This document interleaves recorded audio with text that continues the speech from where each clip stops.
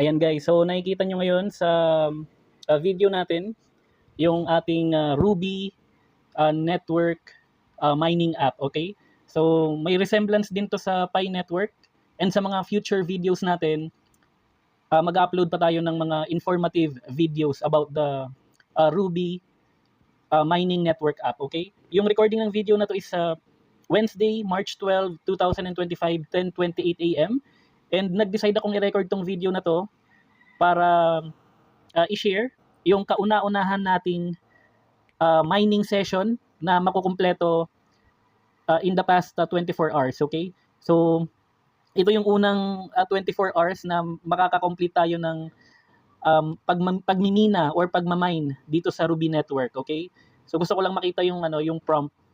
Okay. So, right now meron tayong dalawang members sa ating group and security circle. So, 3, 2, 1. Ayan. Yon. So, yan, nakakompleto na tayo ng ating unang Ruby mining app session, okay, for 24 hours.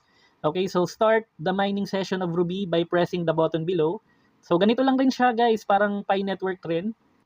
Kung interested rin kayo na mag-mine dito sa Ruby network, habang konti pa lang yung mga nagpa-participate, ilalagay ko yung invitation link sa video na to para